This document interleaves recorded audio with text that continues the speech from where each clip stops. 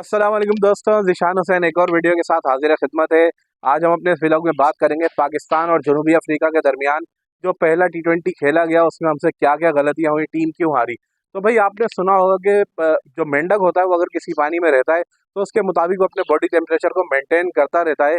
और एक वक्त ऐसा आता है कि वो चाहे ठंडी हो या सर्दी हो, अपने आप को उसके माहौल के मुताबिक बिल्कुल एडजस्ट कर लेता है और आराम से वो रहता रहता है। इसी तरह अगर किसी चूल्हे पर रखकर मेंढक को पानी में उसको बॉईल करने के लिए रख दिया जाए और मेंढक को उसके अंदर डाला जाए, तो वो मेंढक ना कोशिश करता है कि वो अपने बॉडी टेम्परेचर को उसके मुताबिक मेंटेन करता रहे।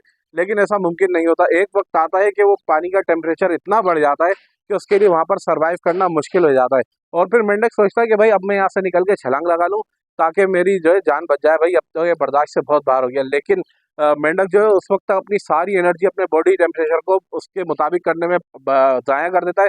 और फिर ये होता है कि मेंढक के अंदर ताकत ही नहीं बचती कि वो वहां से निकलकर छलांग भी लगा सके और अपनी जान बचा सके।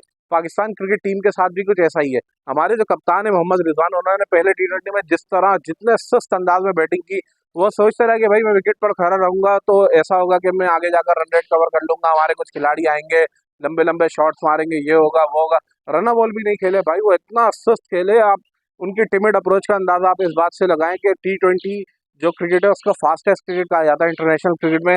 वनडे में आपको रन बॉल से खेलने का आप उसका सुस्त करार देते हैं। इसके अलावा टेस्ट में भी अब इतनी तेज हो गई है कि इंग्लैंड की टीम बास बॉल अंदाज में खेल रही है। इसके अलावा और भी टीमें जो है वो अब तेजी से रन बनाने की कोशिश करती हैं। लेकिन हमारे जो कप्तान साहब है उनकी 50 जाकर हुई है 50 गेंदों पे मुकम्मल। 50 गेंदे खेलकर जब आप एक टी20 मैच में 50 करेंगे और जहां पर आप 184 रन चेस कर रहे होंगे, तो आप किस तरह तवक्को कर सकते हैं कि वो आपकी टीम वो टारगेट चेस करने में कामयाब होगी। नहीं हुआ भाई, वही अप्रोच थी। मेरा तो मूड उसी वक्त खराब हो गया था जब बाबर आजम और मोहम्मद रिजवान की जोड़ी ओपनिंग करने के लिए मैदान में आई कि भाई आकर ये अब कोई धुआंधार नहीं खेलेंगे, कोई बहुत ही कोई बहादुराना क्रिकेट खेल के आपको यहाँ से निकाल कर देंगे। इन दोनों का मैंने देखा, मैं जब ही समझ गया था कि भाई नतीजा कोई बहुत अच्छा आने वाला नहीं है। और वही हुआ एंड में। बाबर आजम साहब 4 गेंदे खेले, इतनी बाहर की गेंद उसकी मफाका की, उसको जाके अपर कट करने चले गए और वो थर्ड मैन बाउंड्री पे कैच। अगर यही गेंद डेविड मिलर, हेनरिक क्लासन या उनको मिलती ना, पता नहीं कहाँ उठा के फेंकते हुए इस गेंद को। हमारे बॉबी भाई ने जाके थर्ड मैन पे कैच दिया और वापस चल दिए पवेलियन। साइम अयूब आया बेचारा, उसके ऊपर इतना प्रेशर, बाबर 4 गेंदे डॉट करके चला गया। रिजवान 20-22 गेंदे खेल के 13-14 रन बना के खड़े हुए थे। साइम ने आगे बेचारे ने कोशिश की, एक वक्त पे 13 गेंदों पर उसने 31 कर दी थे। 14वीं गेंद डॉट हुई। उसके ऊपर प्रेशर था क्योंकि भाई बाकी दूसरे एंड से रन बन ही नहीं रहे। पावर प्ले यूटिलाइज करना था, रन बनाने थे, टीम को एक अपनी मैच जिताना था। लेकिन उसने यही कोशिश की कि भाई मारे, और मारने के चक्कर में रैश आउट हुआ, वो आउट होकर चला गया। होना ही यही था। उस्मान खान का तो आपको पता ही है भाई, हमेशा से वो चल गए तो चांद तक नहीं चले, तो बस क्या ही कहने उनके। इसके अलावा आप तैयब ताहिर को ब्लेम देंगे तो भाई मैं ऐसा बिल्कुल भी नहीं करूंगा। वो इस लेवल पर खासा यंग है अभी और उन्होंने काफी अच्छी बैटिंग की। रिजवान ने जितनी गेंदें खेलनी थी उनको जाके फिनिशिंग रोल लेना चाहिए था। उन्होंने 50 गेंदों पर जाके फिर चार्ज करना शुरू किया तो तब तक बहुत देर हो चुकी थी। और वही वाला हाल हुआ जो मेंढक का होता है, आखिर में जाके एनर्जी ही नहीं बचती, ना वो छलांग लगा पाते। इसी तरह ना हमसे वो रन रेट कवर हुआ, ना हमारी टीम को नैया पार लगा सके। बॉलिंग की तरफ आ जाते हैं, वहां पर ये भी समझ में नहीं आया कि रिजवान ने किस तुक के तहत जो है सुफियान मुकीम को आखिरी ओवर दिया। भाई जब दो लेफ्ट हैंडर मिडिल में ओवर्स यूटिलाइज कर रहे थे, आप चाहते, आपने देखा सुफियान स्ट्रगल कर रहा है तो भाई आप एक आधा ओवर साइम अय्यूब से डलवा लो। आपको पता है कि वो अच्छी off spin, leg spin, finger winger सब कुछ करके ओवर निकाल जाता है। कम से कम ये होता कि आपको आखिरी ओवर के लिए सुफियान के ऊपर रिलाय न करना पड़ता। सुफियान के ऊपर हमें रिलाय करना पड़ा। आखिरी ओवर में 3 छक्के पड़े, जो हमें स्कोर 141 पर आउट करने के 8 आउट करने के बाद हमें रोकना चाहिए था 150, 160 पे ज्यादा से ज्यादा।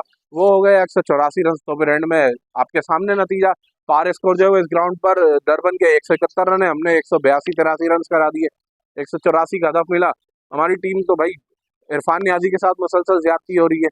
शाहीन शाह अफरीदी को उससे ऊपर भेजने का क्या मकसद है भाई? क्या वो बहुत बड़े ऑलराउंडर है? पीएसएल थोड़ी है, रेलू कट्टे बॉलर यहाँ पर आपको मिलेंगे, वो एक आध छक्का मार देंगे और मैच जिता के चले जाएंगे।